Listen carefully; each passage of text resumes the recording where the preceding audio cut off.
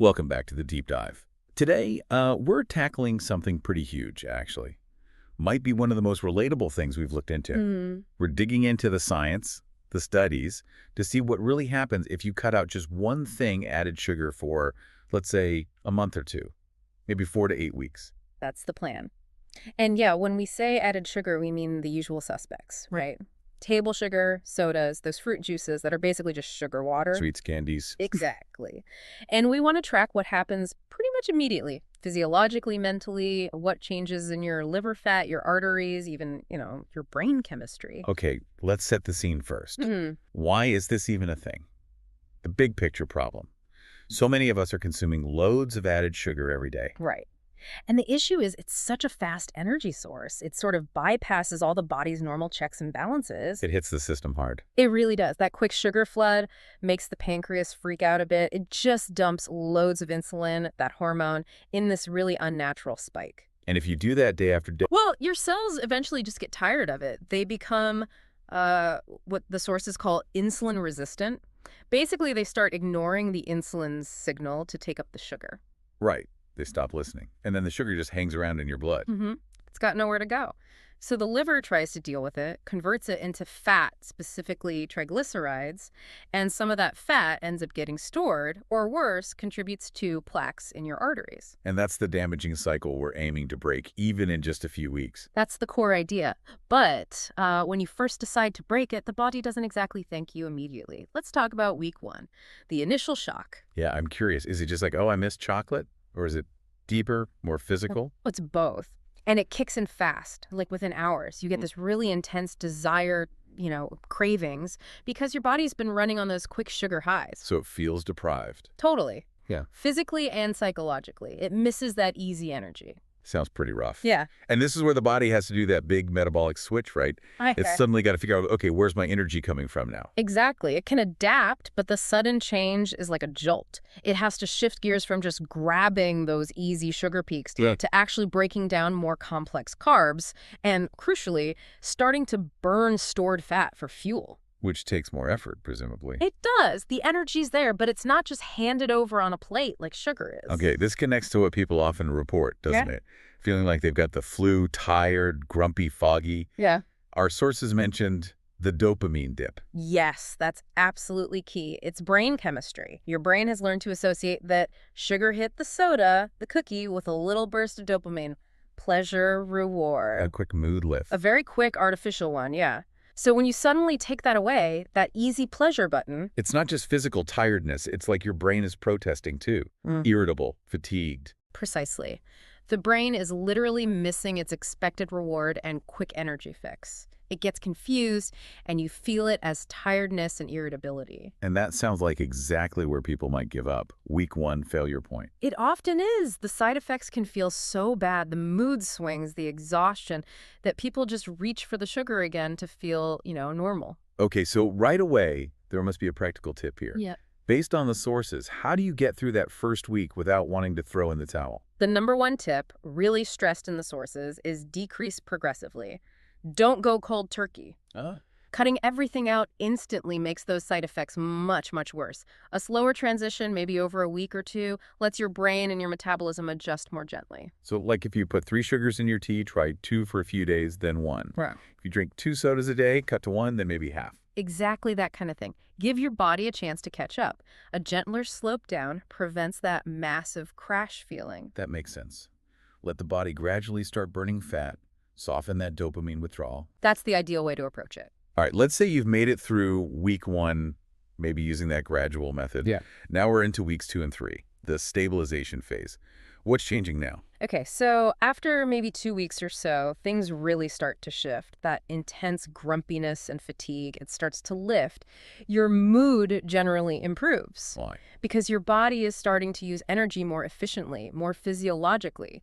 It's not dealing with those wild sugar highs and subsequent crashes anymore. Energy is more stable. All right, we talked about that sugar-insulin roller coaster before the quick spike, then the crash that leaves you feeling hungry and often cranky again just hours later. But now, if you're eating, say, whole fruits, veggies, complex carbs, the absorption is way slower. The energy release is more like a gentle slope, not a peak. So your insulin release is calmer too, more measured. Exactly. Slow, steady energy release means slow, steady insulin And response. I guess that means you feel full for longer. Definitely. That slower absorption, that stable energy curve, it means you can easily go, I don't know, 6, maybe 8 hours, sometimes more, before you feel actual biological hunger again. Which kills that constant need to snack, Mm. right? The grazing. Yes, that continuous picoteo, as some sources called it, that need for little bites all the time, often wasn't real hunger. It was just your body reacting to the sugar crash and demanding another quick fix. Okay, but here's a part I find fascinating. The unexpected side effect. Right. The taste transformation. How quickly does that happen? Can your taste buds really change? It's surprisingly fast, according to the sources, maybe 10 days, maybe up to 20. Your tongue, and importantly, your brain's perception of sweetness actually recalibrates. It's like the volume knob for sweet gets turned down. Seriously, so the things that tasted kind of bland before. Like a plain apple or maybe some berries, natural yogurt, Got it. suddenly they taste genuinely delicious, sweet, satisfying. And the flip side is often the most shocking part for people. Things they used to love, like a super sugary soda or a standard milk chocolate bar, suddenly taste almost painfully sweet. Cloying. Horrible, even. Some people literally use that word, yeah. Their palate just can't handle that intense sugar hit anymore. It's too much. That's incredible. That's a powerful shift because it's not just willpower anymore, is it? Your actual senses are changing. Your body starts to actively prefer less intense sweetness. It makes sticking with it so much easier once you're past that initial hump. Okay, let's move into the deeper stuff. The changes happening inside, maybe around weeks 4 to 8. The real physiological fix. Let's start with the liver. Right, the liver really steps up here. Since you've stopped hitting it with those massive sugar loads, that erratic insulin response calms down. The liver isn't being constantly forced to store excess energy as fat, as triglycerides. So what's it doing instead? Taking a break. No, quite the opposite. It starts doing a cleanup. It begins burning those stored triglycerides, the fat it had to stash away before, to create the glucose your brain and organs need. So it's actively reversing that fatty buildup. That's the mechanism, yes. It's how fatty liver can actually start to improve in a relatively short time frame, especially if you combine it with other positive changes. Like cutting back on alcohol, maybe getting more exercise. Exactly. You're essentially telling your liver, okay, time to burn the reserves. And this ties directly into changes you can see.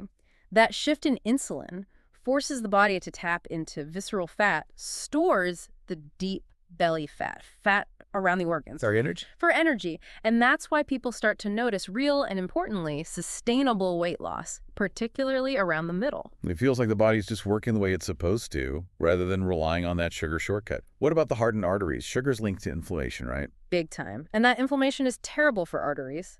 But when you cut the added sugar, that systemic inflammation starts to cool down pretty quickly. And as the body shifts to burning fat instead of storing excess sugar as fat, those fatty deposits, the triglycerides circulating in your blood and potentially sticking to artery walls, they start to decrease. Fewer bad fats floating around. Let's get specific. If someone does this for, say, 6 or 8 weeks, then goes for a blood test, what are they likely to see on the report? The changes can be pretty dramatic, even that quickly. First, insulin levels tend to normalize, become much more physiological, assuming no underlying condition like diabetes, of course. Good. Second, triglycerides usually take a significant dive. That's a big win for heart health. Okay.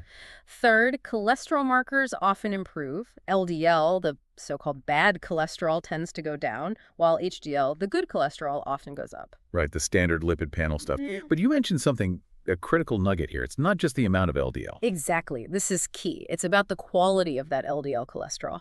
Cutting added sugar seems to specifically reduce the amount of small, dense LDL. And why is that type bad? Because those small, dense particles are the ones that can more easily wiggle into the artery walls, cause inflammation, build up plaque.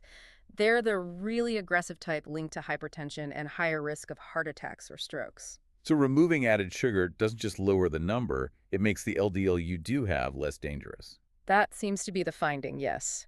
You're removing a major driver of that arterial inflammation and damage. That's a profound level of protection kicking in just under 2 months. Wow. Okay, connecting the dots. Less inflammation, better liver function, better blood fats. It all starts to paint a picture of restoring natural balance. It really does. You're taking out a chronic irritant and the body starts to heal itself. Let's quickly talk sweeteners. Because we do need some sugar, right? The body needs glucose. The sources said maybe 5–10% of carbs. Yeah, absolutely. But the source matters hugely. That necessary energy should come from things like whole fruits, vegetables, whole grains, foods that package the sugar with fiber and nutrients. And definitely avoid the obvious ones. White sugar, brown sugar. Raw sugar. Functionally, they're all the same to your body. Fast-acting, create that damaging spike. Avoid them. What about honey? People often see that as the healthy alternative. It's marginally better than pure white sugar if it's good quality raw honey because it might have tiny traces of vitamins or minerals. But let's be real, it's still mostly sugar. Still hits the system fast. Pretty fast, yeah. Your body processes it very similarly. If you're going to use it, think tiny amounts, like less than a teaspoon a day, max, responsibly. Okay, and the big controversial one, artificial sweeteners or edulcorantes. Are they okay as a crutch, especially in that first tough month?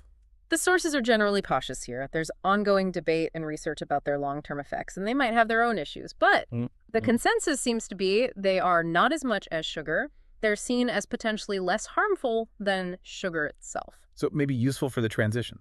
Exactly. They're recommended if needed just for that transition phase.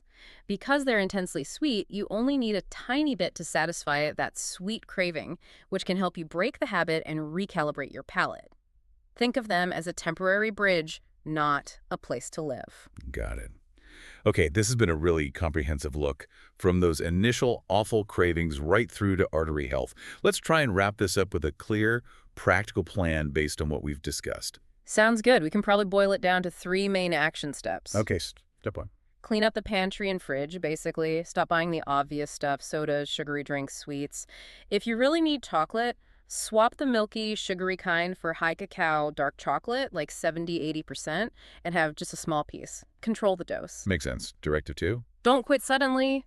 Decrease your intake progressively. Take a week, maybe 2, to slowly reduce the amount. This helps your body and brain adjust without that horrible shock to the system.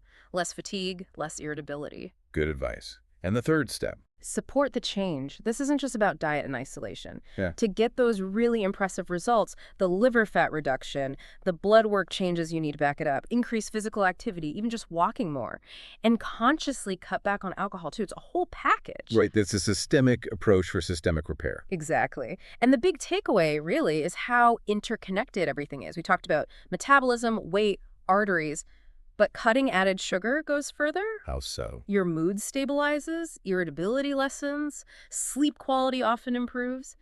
And because of all that, even your day-to-day relationships can get better, all in just, 4 to 8 weeks. That's the really striking implication, isn't it?